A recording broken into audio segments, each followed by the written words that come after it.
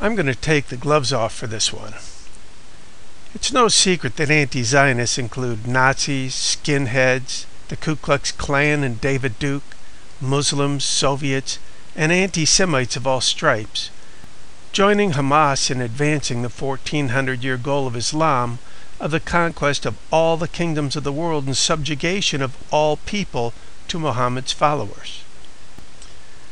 It may surprise some to learn that there are also folks that consider themselves to be in the church that join company with those groups previously listed. Is this a mere coincidence? In the Gospel we learn that a good tree cannot bring forth evil fruit, neither can a corrupt tree bring forth good fruit.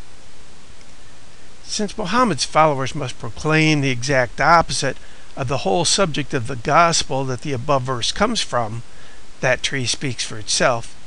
Even if the fruit, the true fundamental followers of Muhammad that do as Muhammad didn't prescribe, that is, the terrorists, hadn't already spoken loudly enough for that tree. I will instill terror into the hearts of the unbelievers. Allah took down the people of the scripture book. He cast terror into their hearts. What about Nazis, skinheads, and the KKK? They're obviously also the opposite of Christian as measured by the gospel. For all the law is fulfilled in one word, thou shalt love thy neighbor as thyself. Was Hitler really a Christian as suggested through the buffoonery of those lying Greek sophist-styled entertainers like Ahmed Deedat? While Hitler may have pretended he was a Christian when it suited his purposes, what was his honest opinion? Christianity is an invention of sick brains. One could imagine nothing more senseless. The reason why the ancient world was so pure, light, and serene was that it knew nothing of the two great scourges, the pox and Christianity. Apparently ancient history wasn't one of Hitler's strong suits. I shall never come personally to terms with the Christian lie. No surprise then to learn that Hitler was a fan of the famous Satanist Madame Helena Blavatsky.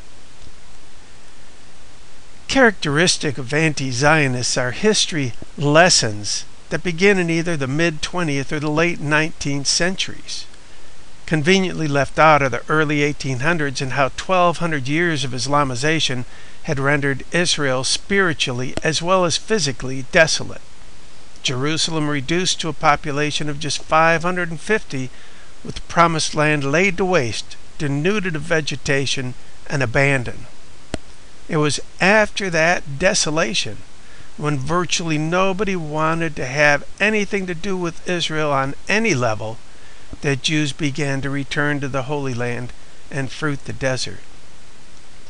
A characteristic of many anti-Zionists that believe themselves to be Christian is their suggestion that recognizing the physical reality of the restoration of the Jews to their land in fulfillment of so much prophecy is the result of John Darby's 19th century dispensational eschatology that he adapted from 16th century Roman Catholic Jesuit Francisco Ribera's futurist invention.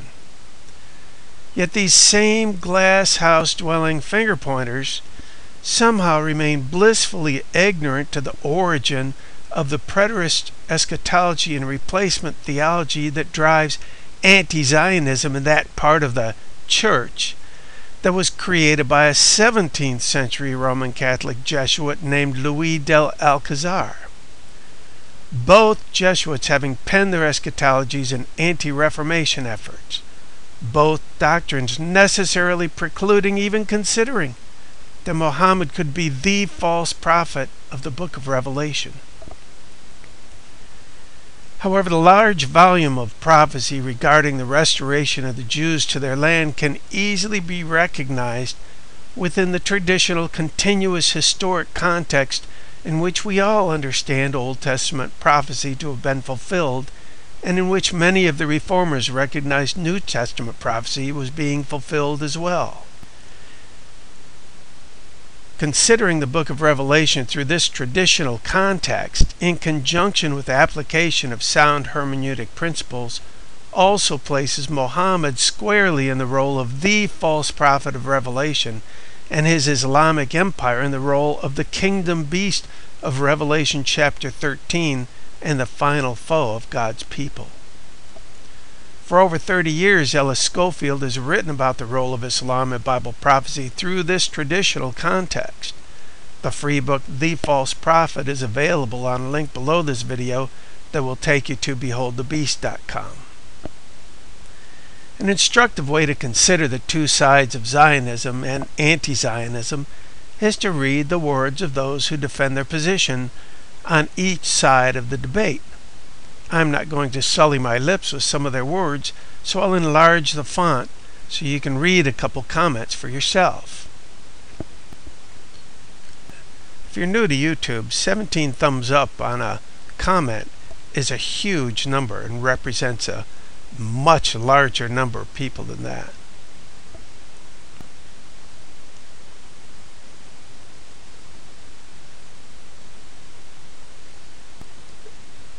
Zionists are really the worst people there is. Perhaps you meant to say are. Their self-righteous belief is sickening. Free Palestine. It's self-righteous to support the Israelis.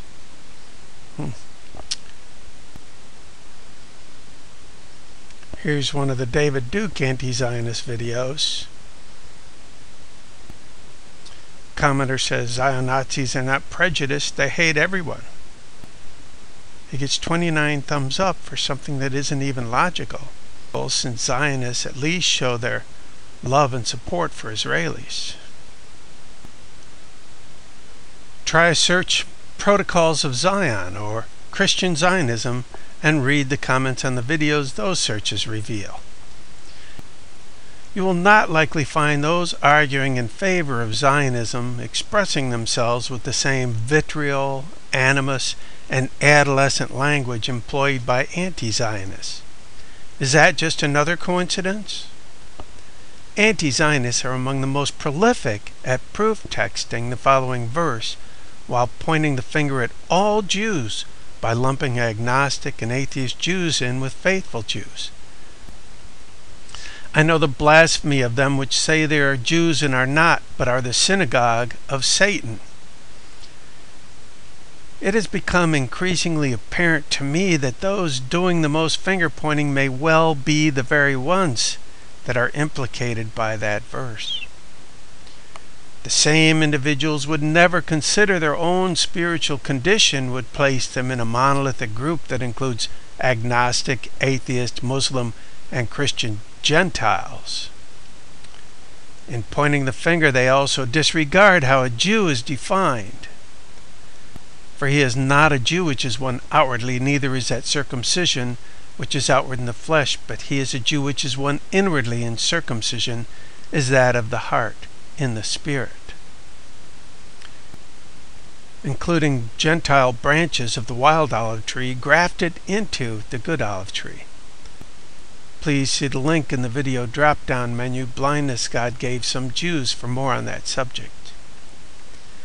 I've posted on lots of anti-Zionist videos and in channel comments, frequently leaving a link to part 2 of a video on Zionism titled The Goal of Anti-Zionists.